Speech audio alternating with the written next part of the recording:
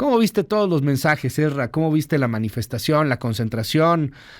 Lo dicho por López Obrador, la reunión al día siguiente con los legisladores gringos. Qué gusto saludarte, muy buenos días.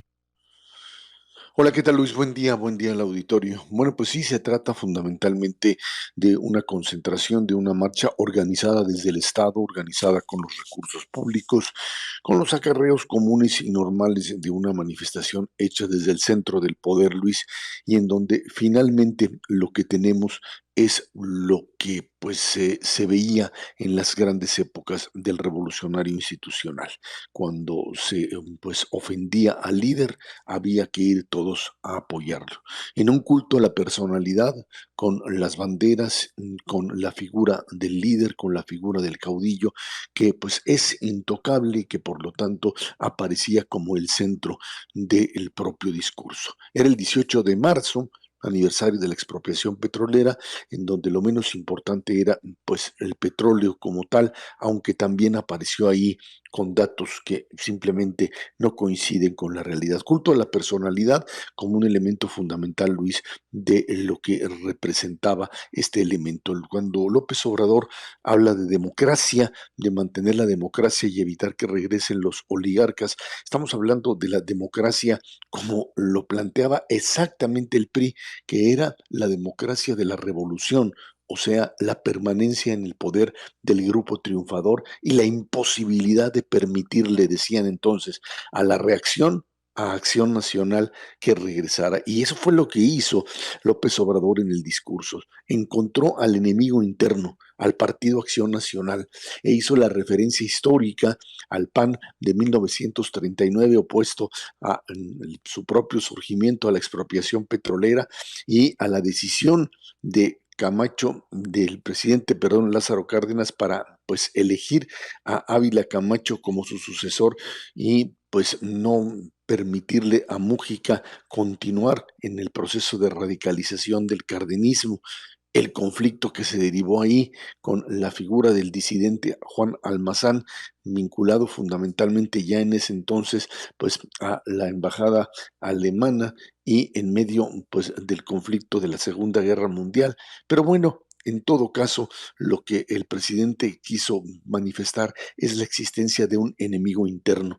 Y el enemigo interno ahí estaba. Era el Partido Acción Nacional, al que habría que impedirle por todos los medios la posibilidad de que retornara al poder y destruyera a la cuarta transformación. Pero eso no era suficiente, Luis. Había que encontrar también en este movimiento de masas unificador un enemigo externo. Y para eso estaban los Estados Unidos. Para eso está otra vez esta posibilidad de encontrar en un par de, insisto, diputados, representantes, no senadores, no se equivoques, constantemente parece que hay la idea de querer, no sé por qué, darle un rango mayor a Crenshaw y su gente, a, pues encontrar en estas expresiones el elemento que se requería para unificar a la población en torno a un enemigo común, los Estados Unidos, los invasores, los que nos quitaron la mitad del territorio nacional, los que pues hicieron pues ahí de las suyas en el castillo de Chapultepec y mataron a los niños héroes. Hay que encontrar en ese denominador ese enemigo común, ese enemigo imaginario. Ah, se me cortó la comunicación con Ezra Shabot. Era muy interesante lo que nos estaba diciendo. Importantes. Perdóname, Ezra, se cortó por 2 segunditos. Nos hablabas justamente de esta idiosincrasia mexicana, del enemigo en común, del que vino, nos invadió, nos quitó la mitad del territorio. Cuéntanos, perdón. Esta idea, insisto, esta visión que se tiene de un enemigo en común que al día siguiente finalmente te sientas con él como si aquellos con los que estás hablando como parte de tu interlocución cotidiana, pues no tienen nada que ver con el discurso del día anterior. Esos son otros, los que tienen que ver finalmente con pues los negocios, con el Tratado de Libre Comercio, con el tema del maíz maíz, con el tema de la cervecera, esos parece que son otros, totalmente otros, con los que ahí sí el tema o las diferencias, más allá del discurso extremista de la invasión de Estados Unidos a México, que ahí no aparece, pero sí aparecería, o creo que es importante entenderlo, que pues este es el discurso, le dirían al gobierno norteamericano, es el discurso para la masa, no es el discurso para ustedes. Pero este discurso finalmente del enemigo externo, que sería finalmente otra vez el invasor que nos quitó la mitad del territorio nacional, termina generando eso, un discurso de odio. Es la idea de que tanto el enemigo interno, Acción Nacional, como el enemigo externo, Estados Unidos, tiene pues ya un resultado concreto, y es esta figura que terminan quemando. Este odio hacia una figura que se convierte en algo tangible, ya no es los Estados Unidos, ya no es Acción Nacional, ya no es ni siquiera la figura de Felipe Calderón como un expresidente odiado. Se trata de una figura en plena acción, en plena posesión de responsabilidades sociales, jurídicas y políticas como Norma Piña, a la que pues tienes el, entre comillas, cuidado de construirle un monigote, de quemarlo y hacerlo público y generar esta idea del odio. Acuérdate que, pues primero quemas las figuras, luego quemas los libros y luego quemas a las personas. Así es como va esta escalada de odio en términos de lo que la masa a la que estás arengando es capaz de hacer. Más allá de la demostración de fuerza por parte de López Obrador y Morena, más allá de que se trate de un acto pues, de mostrar músculo y fuerza, me parece verdaderamente lamentable que el discurso siga siendo la exclusión. La democracia sin los otros, la democracia de nosotros, los que somos los buenos, la democracia que tiene que afirmarse no por lo que yo hago, sino por la presencia de los enemigos, los internos, los externos y aquellos a los que tengo que ir a quemar de una manera muy clara porque representan la antítesis de lo que es la cuarta transformación, Luis. Y la cuarta transformación que debe de tener una continuidad. Me llama la atención esto que dice el presidente Erra.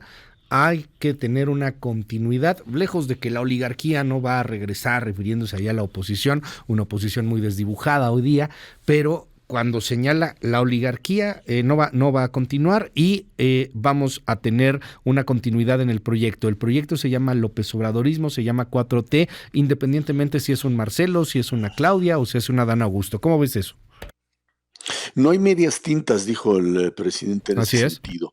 No hay medias tintas. Creo que el mensaje además es muy claro, donde la línea iría directamente para Claudia. No hay posibilidad de cesión, no hay posibilidad ni siquiera de que por la vía electoral pueda ganar alguien más. No se lo vamos a dar.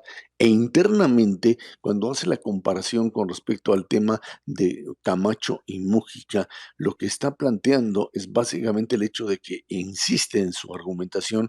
Lázaro Cárdenas habría optado por la figura Lázaro Cárdenas habría optado por la figura de Ávila Camacho y no la de Mújica, pues, dice, por presiones de la derecha, por presiones internas propias de aquellos que querían retardar el proceso de la Revolución Mexicana. Y él dice, aquí no hay titubeos, y me parece que el mensaje es muy claro, no a aquellos que estén dispuestos a algún tipo de compromiso.